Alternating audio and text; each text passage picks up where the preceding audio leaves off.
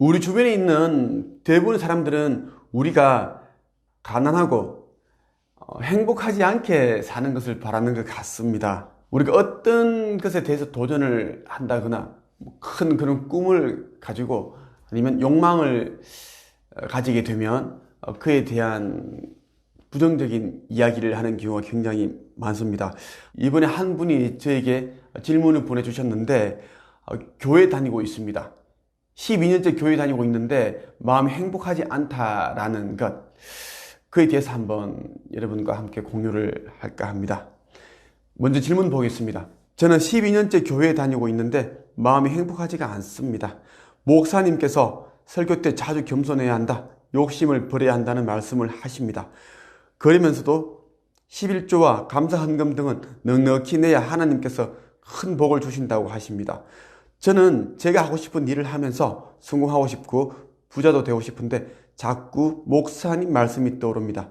제가 재물 욕심을 가지는 것이 하나님께서 보시기에 죄가 되는 걸까요? 이런 질문을 주셨네요. 네. 제가 보기에는 욕망을 가지는 것은 하나님 보시기에 합당하다라는 말씀을 여러분들에게 먼저 드리고 싶습니다.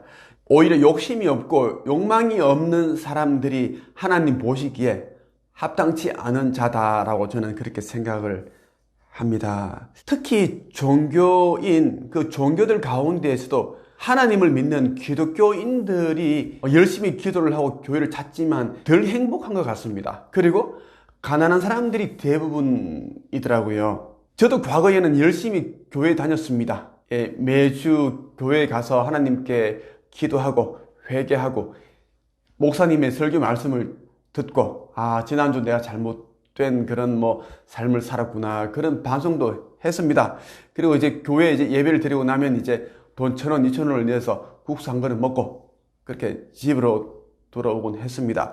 그런데 말입니다, 제가 교회에 나가면 나갈수록 마음이 개운치가 않고 찝찝하고 행복하지가 않았습니다. 그 이유가 무엇일까 그렇게 생각을 해보았습니다.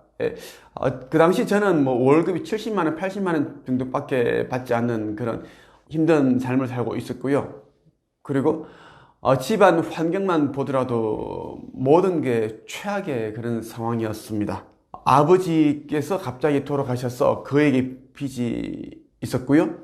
그리고 저는 남들보다 이렇다 할 그런 특출난 그런 강점이 없었습니다. 스펙도 없었고요. 학벌은 더군다나 말씀드리기가 참 민망할 정도로 바닥이었습니다. 그랬던 제가 교회를 열심히 다니고 기도를 하고 하나님께 부자가 되게 해달라, 빚을 갚게 해달라, 성공하게 해달라, 그런 기도를 드리지만 그 기도가 당장 이루어지지 않습니다. 저희 마음 한편에서는 미래에 대한 두려움과 불안감이 계속 엄습해 오는 겁니다. 그런데 교회에 가면 자꾸만 목사님께서는 좀 현실적이지 않은 그런 내용들로 설교를 한다라는 거죠. 모난 돌이 정 맞는다. 사람은 항상 겸손해야 된다. 그리고 항상 감사할 줄 알아야 된다. 그리고 재물 욕심을 가져서는 안 된다. 그런 이야기 등등을 하십니다. 매사에 감사하라. 이런 내용들은 좋습니다. 그런데 욕망을 가져서는 안 된다. 큰 욕망을 가지지 마라. 사람은 자기 분수에 맞게끔 살아가야 된다라는 이야기, 그런 이야기를 들을 때마다 마음이 굉장히 불편했습니다. 왜냐하면 저는 누구보다 큰 꿈을 가지고 있었고 욕망을 가지고 있었습니다. 그 꿈을 이루기 위해, 욕망을 이루기 위해 저는 그 과정에 있었습니다. 그런데 그 당시에 저는 비록 80만 원 정도의 월급을 받았지만 10년 후에는 30억 이상의 수입을 올리는 작가, 사업가, 그리고 벤츠를 타고 BMW를 타고 그리고 50평 아파트에서 살고 있고 그런 꿈을 가졌습니다. 이런 꿈을 가지는 저 자신과 그리고 교회에서 설교 때 말씀하시는 그런 내용들이 상충이 된다는 거죠. 부딪힌다라는 거죠. 그래서 마음이 굉장히 불편했습니다. 그래서 제가 고민을 한 끝에 교회를 가지 않겠다. 교회를 가지 말자. 하나님께서는 교회에만 계시는 것이 아니라 모든 곳에 계신다. 우리가 들이쉬는 이 공기 중에도 하나님께서는 계시고, 내가 마시는 이 물 한 잔에도 하나님께서는 계시고, 모든 만물의 편재에 계시는 분이 하나님이신데 꼭 종교 시설에만 계신다는 게 아니지 않는가. 그런 이제 생각을 하게 되었습니다. 제가 교회 안 가니까 일요일에 교회 가는 시간에 책을 읽고 책을 쓰고 뭐 생각을 한다든가 그런 시간을 하게 된 겁니다. 마음이 너무나 이제 흡족했습니다. 예. 지금까지 그렇게 살아오고 있습니다. 지금의 저는 과거에 제가 그렇게 갈망했고 이루고 싶었던 모든 것들을 이루었고요. 그 이상을 제가 이루었습니다. 과거에는 제가 이제 뭐 월세를 주고 그렇게 월세를 내지 못하는 그런 힘든 상황에서 놓여 있었지만 지금은 이제 건물주가 되었고요. 그리고 임대인이 되었고요. 법인 회사 2개를 제가 운영을 하고 있습니다. 이것도 사람들을 책 수입 코칭, 1인 창업 코칭, 그리고 뭐 컨설팅 이런 교육회사를 또 운영을 하고 있습니다. 1100명 이상의 사람들을 작가로 만들었고요. 이런 일을 할 수 있었던 이유는 제가 좋아하는 일을 했기 때문입니다. 제가 읽어드렸던 질문에 보면 이제 이분도 자기가 좋아하는 일을 하면서 부자가 되고 싶고 성공하고 싶다. 그렇게 이야기를 합니다. 그런데 교회에 가면 자꾸만 목사님께서는 겸손해야 한다. 욕망을 버려야 한다. 하나님만 바라봐야 된다. 이런 이제 말씀을 하시니까 자꾸 마음이 괴로운 거예요. 마음이 불편하다라는 거죠. 마음이 불편하면 우리는 큰 인생을 살 수가 없습니다. 우리가 한 가지 목표를 가지게 되면 그 목표를 이루기 위해서 전심전력으로 질주를 해야 됩니다.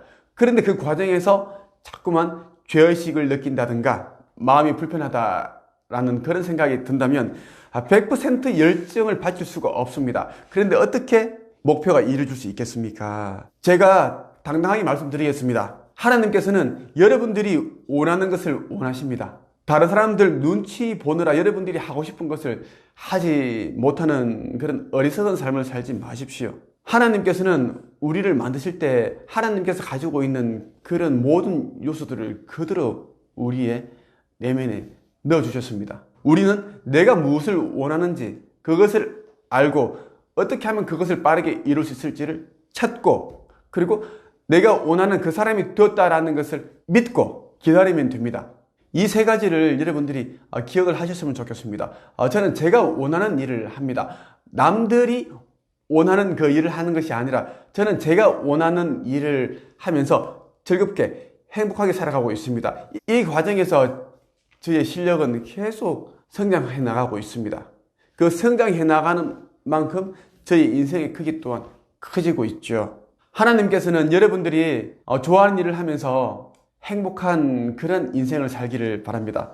그리고 다른 사람들에게 선한 영향력을 미치면서 누구보다 그런 보람되고 후회 없는 그런 인생을 살기를 바라신다는 말씀을 여러분들에게 드리고 싶습니다. 여러분 주변에 있는 대부분 사람들은 여러분들이 가난하게 그리고 덜 행복하게 살기를 바랍니다. 그 사람들이 의도하는 대로 산다면 여러분들은 결코 불행한 인생에서 벗어날 수 없다는 말씀을 여러분들께 꼭 드리고 싶고요. 여러분이 하고 싶은 일이 있다면 사람들의 눈치를 보지 마십시오. 하나님의 눈치도 보지 마십시오. 하나님은 여러분들이 바라는 것을 바라시기 때문입니다. 이번 영상 여기까지 하겠습니다. 감사합니다.